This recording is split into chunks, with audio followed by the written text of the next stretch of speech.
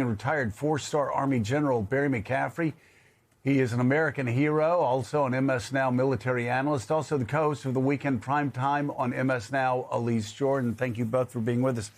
General, I want to ask you a couple of questions in a couple of different areas. I want to talk about the military side of this. I want to talk about the political side of it as far as what was done, what needs to be done, and the diplomatic side of it and how we end. But let's start with the military side of this. Do you agree with those who have said the initial stages of this war over the first 7, 8, 9 days have been remarkable success militarily? Well, I think there's no question it's been a devastating impact on the Iranians. They've taken down the air defense system almost completely. They've in fact achieved air dominance over all of Iran. So what we're now seeing is rather than standoff munitions attacks, the 2,000 targets that have already been hit leave the skies of Iran open to using B-52s, B-1, B-2 bombers. We're now using so-called dumb bombs with a bolt-on JDAM package, which will have devastating effect on Iranian targets. So I think it's been simply unbelievable. And astonishing to me, it appears as if the Israelis and the U.S. have lost no aircraft in carrying this out. Much of their Navy's gone. Although I want to hear where the mini subs, diesel subs, the Iranians had are now, and much of their Air Force is gone. So all the Iranians have got left, in my view, is oil pressure on the economy and terrorism.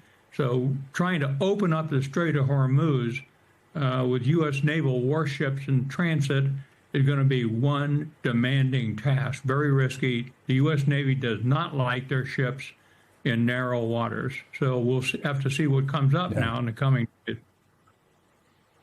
General, I want to ask you about how unprecedented parts of this attack are. And I want to ask you, somebody who has more working knowledge in the region than anybody alive, most anybody alive. Did you ever imagine a day when you would hear that the United States and or Israel completely controlled the skies over Tehran? Well, it shows how technology has changed. I mean, both the Israelis and the U.S. are flying F-35 fifth-generation fighters, stealth fighters. So even if there had been a robust air defense system still standing, they can operate against highly defended targets. The technology is simply unbelievable. The Navy's Tomahawk missile standoff capability, devastating warhead strike, pinpoint accuracy, as long as the intelligence is good, which is what I fear we saw in that terrible attack on the girls' school. So it's a new world, and this administration has kept ground forces out of the battle. I think they're going to stay out of the battle. Look, Iran is a giant country with 90 million people. So we're not going to be able to do regime change, clearly, from the air. But I don't think we're going to do it on the ground either. One other thought, Joe, that we got to keep in mind, the new supreme leader, the third in the history of the revolutionary effort in Iran, was not just an experienced operative who ran his dad's personal office, who was a mesh in the IRGC, but he's also a guy who just lost not just his dad, but his mother, his wife, and his sister. So it's not just hard line. We're going to have a very difficult time engaging these people diplomatically. I think in the coming days, what we're going to see is them turning increasingly to the oil option and terrorism. General, I wanted to ask you the political side of this. Obviously, some of the lessons of Vietnam were addressed in Cap Weinberger when he came up with the Weinberger Doctrine. Then you had Colin Powell, of course, refine it in the early 1990s.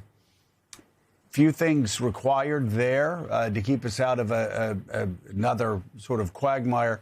Public support and a clear exit strategy. How concerned are you that the president went in without either of those? Well, we have all these shiny lieutenant colonels at the National Defense University and the Army War College and the Air War College, and we tell them right up front that when you go to war, you're embarking on an undertaking you have no idea how it's going to turn out. But for sure, you need to understand the political objective you're trying to achieve. And then you must be allowed to design military options that are likely to get to that objective in the end game. That hadn't happened here. So although it's extremely helpful to the United States national security to set back and devastate the Iranians' nuclear capability and to reduce and possibly eventually eliminate their threat to the rest of the region with long-distance and medium-range missiles, at the end of the day, you got to understand what you're trying to achieve, and that has yet to happen.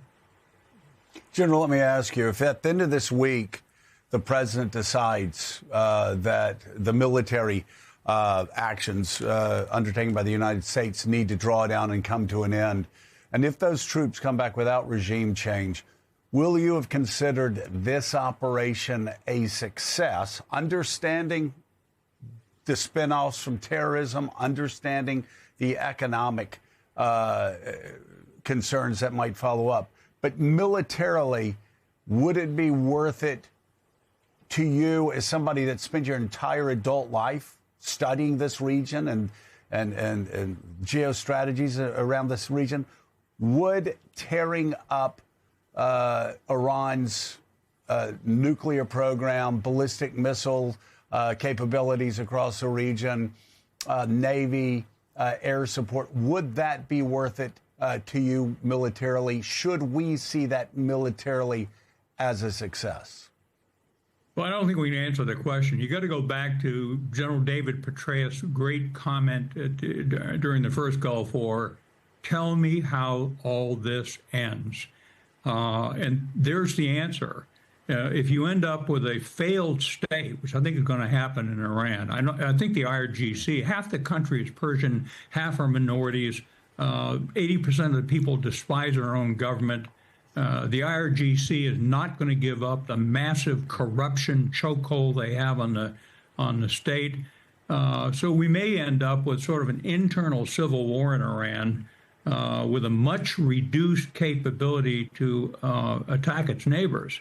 But the Iranians got a vote in all this. If we can't open the Strait of Hormuz within a few weeks, the economic consequences of this war are going to be devastating. So I don't know what the answer is. We got to get off the ramp to fighting in Iran, and we can't keep these U.S. forces there indefinitely. All right, retired four-star Army General Barry McCaffrey. As always, thank you so much for being with us, and God bless you for your service.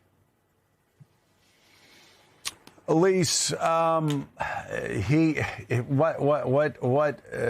perfect quote for General McCaffrey to cite David Petraeus. Tell me how this ends, because it seems to me two things can be true at once. We're hearing about how extraordinary these military operations have been, and they have been extraordinary, and we salute the men and women in uniform that have been doing their jobs.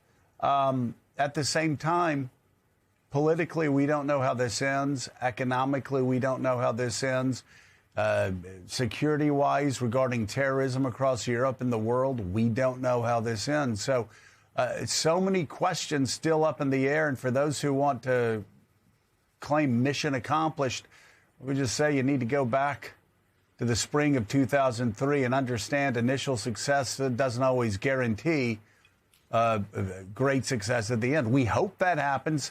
But, man, so many questions on telling us how this ends. You know, and Joe, to General McCaffrey's point, we're very good, our military, at an operation like what has been conducted so far. It's the political part that's next. That's the really, really difficult part, and it's the part that we have no plan for. There is no end game in sight. We need a defined end state that the Trump administration hasn't been forthcoming with. They've been all over the place as President Trump has been workshopping ideas with dozens of reporters that are completely different. You know, are we going to need to send in any troops to secure the nuclear stockpile? That is a big question. Is he going to declare success before he does that? If we do that, how much messier is that going to be? And the American public has no tolerance right now for a deployment of ground troops into Iran. This war was unpopular from the beginning, and it's only going to get more unpopular as our oil and gas costs here in the U.S. spike.